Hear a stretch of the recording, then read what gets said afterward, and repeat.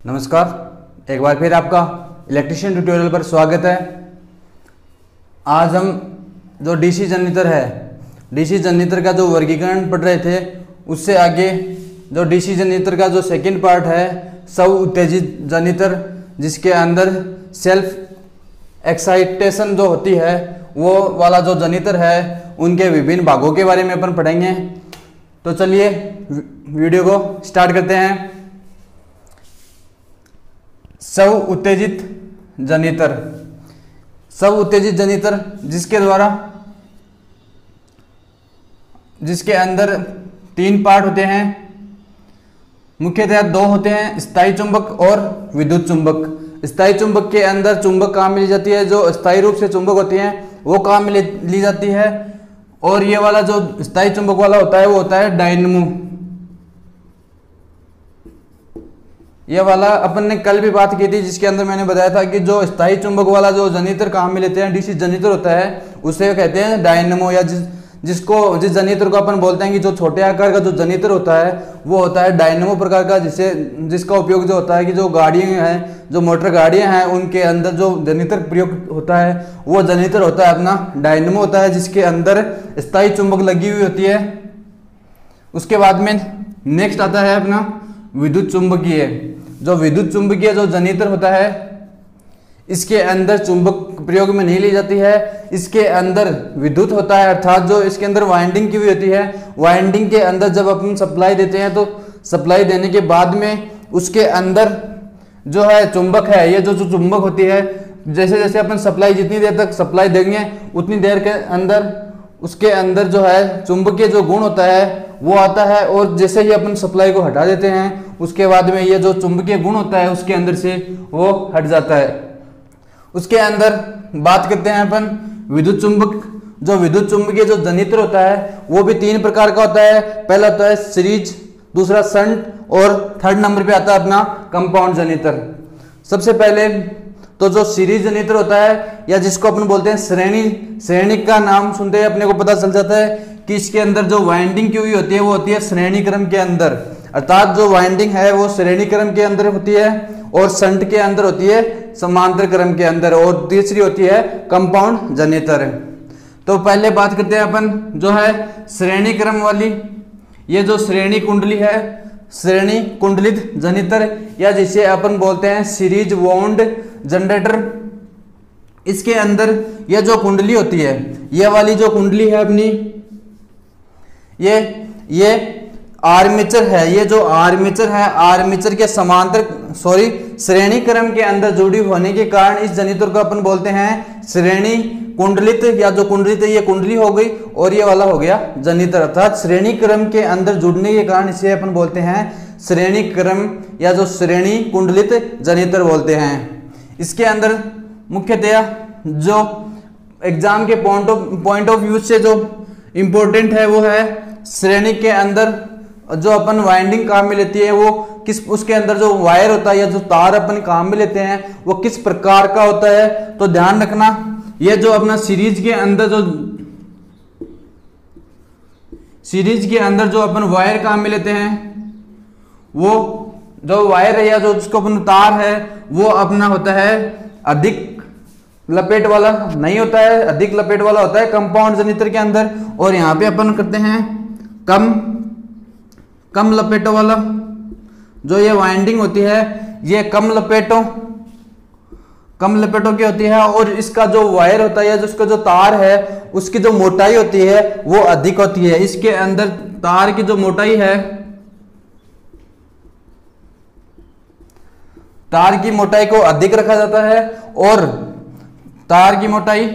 अधिक और लपेट कम होते हैं। तो जो ध्यान रखने वाली बात यही है कि इसके अंदर ये जो वाइंडिंग है, ये इसके जो लपेट हैं, या जिसको अपन वाइंडिंग के अंदर जो लपेट किए हुए होते हैं, वो लपेटों की संख्या तो कम होती है, लेकिन उसके अंदर जो इसकी वाइंडिंग है, उसका जो वायर अपन प्रयुक्त करते हैं, जो वायर है उसको काम में लेते हैं, वो वायर होता है मोटे तार का जो वायर काम में लिया जाता है। उसके बाद में बात करते हैं यहाँ पे ये जो है सीरीज, यहाँ पे SE है, ये मैं इसके अंदर बता दूंगा यहाँ पे कि जो ISE, IS और ये EG वगैरह ये क्या है इसके अंदर। तो अपन नेक्स्ट जो आगे यह जो अपना फॉर्मूला है उसके अंदर मैं आपको बताऊंगा कि IL IS IA क्या है। उसके बाद में नेक्स्ट बात आती है इसके अंदर होता क्या है। तो ये जो सीरीज है ये आर्मेचर, ये वाला आर्मेचर वाला भाग हो गया और ये है समान श्रेणी के अंदर हो गई, तो ये है सीरीज फील्ड वाइंडिंग। उसके बाद में ये है इसके अंदर क्या होता है कि ये जो वाइंडिंग है,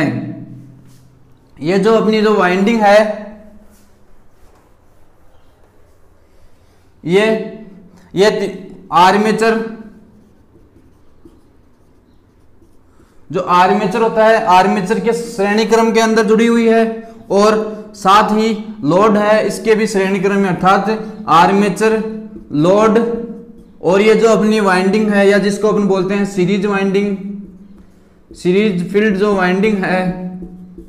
सीरीज फील्ड है, ये जो तीनों है ये तीनों ही किस में जुड़े होते हैं, श्रेणी क्रम के अंदर जुड़े हुए होते हैं। अर्थात श्रेणी क्रम के अंदर ये जो अपना इसके अंदर क्या होता है कि आर्मेचर के अंदर जो धारा है या इसके अंदर जो है यह जो अपना जनित्र है, इस जनित्र के अंदर धारा है जो सभी जगहों पर जो धारा का मान समान होगा, क्योंकि श्रेणी के अंदर हमेशा, श्रेणी के अंदर जो हमेशा अपन बात करते हैं धारा है या जिसको अपन बोलते हैं करंट, तो श्रेणी के अंदर हर जगह पर जो अपना धारा का जो मान होता है वो समान होता है और जो वोल्टेज का मान होता है वो अलग अलग होता है। तो ध्यान रखना यहाँ पे श्रेणी क्रम के अंदर जो वाइंडिंग की हुई है जिसके कारण यहाँ पर भी जो धारा है वो तो होगी सभी जगहों पर समान होगी और वोल्टेज का मान है, जो वोल्टेज का मान है वो होगा अलग अलग, जो वोल्टेज का मान है वो अलग होगा क्योंकि ये अपने को काम इसको श्रेणी क्रम के अंदर संयोजित किया गया है, इसलिए इसके अंदर धारा का मान तो समान और जो अपना वोल्टेज का मान अलग अलग होता है। तो ये चीज ध्यान रखना। उसके बाद में ये वाला हो गया श्रेणी क्रम के अंदर। उसके बाद में नेक्स्ट पॉइंट आता है अपना ये ऐसी जो ये ऐसा जनरेटर होता है जिसके अंदर अपन इसको जो बिना लोड होता है, बिना लोड के अंदर अपन इसको चलाया नहीं जा सकता, इसे बिना लोड के अंदर अपन चला नहीं सकते। बिना लोड के अंदर चलाने के कारण जो ये सर्किट है ये ओपन सर्किट हो जाएगा, क्योंकि अगर अपने यहाँ से इसको लोड को हटा दिया तो ये जो अपना सर्किट हो गया ये खुला सर्किट, खुला प्रकार का हो गया। तो खुला प्रकार का होने के कारण इसके अंदर जो धारा और वोल्टेज का मान है वो है जो टर्मिनल है इनके बीच में जो यहाँ पे जो धारा और धारा के साथ ही जो अपना विद्युत वाहक बल या जिसको अपन बोलते हैं EMF है, इसका जो मान है वो हो जाएगा शून्य हो जाएगा। शून्य होने के कारण ये अपना जनित्र है ये स्टार्ट नहीं होगा, इसलिए इसे जो है लोड के अंदर ये एक प्रकार का ऐसा जनित्र है जिसे अपन बिना लोड के अपन इसको चला नहीं सकते, इसलिए इसे लोड से कनेक्ट करके ही इसे चलाया जाता है। इसके बाद में शून्य लोड पर यह ओपन सर्किट होने के कारण ये धारा और EMF दोनों शून्य हो जाता है। उसके बाद में नेक्स्ट पॉइंट है प्रतिरोध। इसके अंदर जो प्रतिरोध होता है वो होता है, प्रतिरोध का जो स्तर होता है वो निम्न स्तर का जो प्रतिरोध, जो अपना प्रतिरोध होता है इसके अंदर वो होता है निम्न स्तर का। ध्यान रखना कि जो अपना सीरीज वाइंडिंग है जिस श्रेणी क्रम के अंदर हमेशा प्रतिरोध का मान कम होता है और समांतर का मान समांतर के अंदर अधिक होता है। इसी प्रकार जो अपनी ये वाला जो जनित्र है सीरीज वाउंड जो जनित्र होता है उसके अंदर भी प्रतिरोध का मान निम्न स्तर का होता है। उसके बाद में नेक्स्ट पॉइंट आता है लोड परिवर्तन होने पर। इसके अंदर जब लोड परिवर्तन होता है, लोड के अंदर परिवर्तन होता है तो वोल्टेज के अंदर भी जो टर्मिनल वोल्टेज होता है, जो टर्मिनल वोल्टेज है उसके मान में भी जो परिवर्तन होगा। तो अगर एग्जामिनर अपने को पूछे कि जो है अपना विद्युत चुंबकीय जनित्र है जिसके अंदर जो श्रेणी वाउंड जनित्र है या जिसको अपन बोलते हैं सीरीज वाउंड जनित्र है, उसको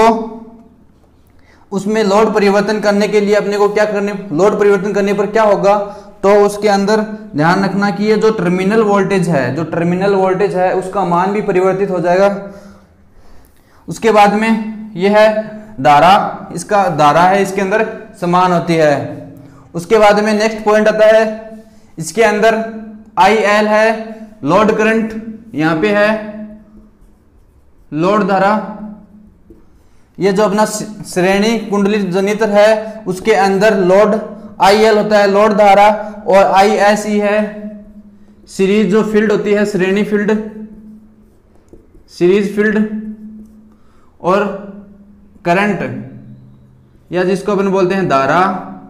ISE यहाँ पे सीरीज फील्ड धारा, और IA है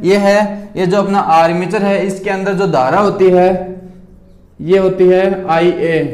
जिसे अपन बोलते हैं आर्मेचर धारा। तो इसके अंदर जो श्रेणी कुंडली जनित्र होता है उसके अंदर लोड धारा और सीरीज फील्ड धारा और आर्मेचर जो तीनों धारा हैं वो आपस में समान होती है, अर्थात तीनों का मान बराबर होता है आपस में। I जो है लोड धारा किसके बराबर होती है, सीरीज फील्ड के, और सीरीज फील्ड किसके, आर्मेचर धारा के बराबर होती है। इस प्रकार ये तीनों ही आपस में बराबर होती हैं। इसके बाद में अगर अपने को पूछे कि श्रेणी कुंडली जनित्र है उसके अंदर लोड करंट है IL, लोड धारा का मान ज्ञात करना है, तो अपने को क्या करना होगा, तो E है यहाँ पे, ये है EMF जो अपना आर्मेचर है, इसके अंदर EMF का मान अगर अपने को दिया हुआ है, और साथ ही आर्मेचर के अंदर जो है प्रतिरोध, ये है आर्मेचर प्रतिरोध जो कि होता है ओम के अंदर, और ये है अपना EMF, ये होता है वोल्ट के अंदर। और साथ ही अपने को श्रेणी के अंदर, श्रेणी या जो सीरीज फील्ड वाइंडिंग है उसका जो प्रतिरोध होता है वो, और साथ ही लोड प्रतिरोध होता है, जो लोड जुड़ा हुआ होता है उसका मान अगर अपने को दे तो अपन सीरीज जो है इसके अंदर लोड करंट का मान अपन ज्ञात कर सकते हैं। ये श्रेणी ये भी ओम के अंदर और ये भी ओम के अंदर होता है। उसके बाद में ये है धारा है, ये एम्पियर में होती है, लोड धारा है ये होगी एम्पियर के अंदर। उसके बाद में इस बात करते हैं इसका उपयोग कहाँ पे होता है। अपने को ये जो श्रेणी कुंडली जनित्र है इसको अपन कहाँ पर उपयोग करते हैं, तो बात करते हैं उपयोग की। तो जो पारेषण लाइन है, जो पारेषण लाइन होती है वहां पे इसका उपयोग किया जाता है। जो पारेषण लाइन होती हैं उनके अंदर जो डीसी पारेषण लाइन, ध्यान रखना जो डीसी प्रकार की जहाँ पे पारेषण होता है डीसी का, वहां पे वोल्टेज ड्रॉप, जहाँ पे जो पारेषण लाइनें हैं वहां पर जो वोल्टेज का ड्रॉप है या जिसको अपन बोलते हैं वोल्टेज ह्रास या हानि होती है, उसको पूरा करने के लिए इसका प्रयोग किया जाता है। ये एक बूस्टर होता है, बूस्टर अर्थात जो बढ़ाता है या जिसको जो कमी होती है उसको दूर करने के लिए इसका प्रयोग किया जाता है। तो इसका जो जनित्र का मुख्य जो कार्य होता है वो होता है अपनी जो डीसी के अंदर जो पारेषण लाइनें होती हैं डीसी की, उसके अंदर वोल्टेज ड्रॉप को, जो वोल्टेज ड्रॉप होता है उसको पूरा करने के लिए, जितनी वोल्टेज का नुकसान हुआ है उसको पूरा करने के लिए अपन एक बूस्टर जनित्र है उसके रूप में अपन जो डीसी जनित्र होता है जो कि श्रेणी कुंडली जनित्र है उसका अपन काम में लिया जाता है। इसके बाद में नेक्स्ट क्वेश्चन है, इसका जो नेक्स्ट है वो है शंट फील्ड जनित्र या जिसको अपन बोलते हैं शंट फील्ड जनित्र। उसके बाद में थर्ड नंबर पे आता है कंपाउंड सीरीज शंट, और कंपाउंड 3 है उसके अंदर सीरीज वाला है वो आज अपन ने पढ़ लिया। अगर नेक्स्ट क्लास है, नेक्स्ट क्लास के अंदर अपन पढ़ेंगे शंट फील्ड जनित्र के बारे में अपन पढ़ेंगे। इसी के साथ आज की क्लास में इतना ही, धन्यवाद।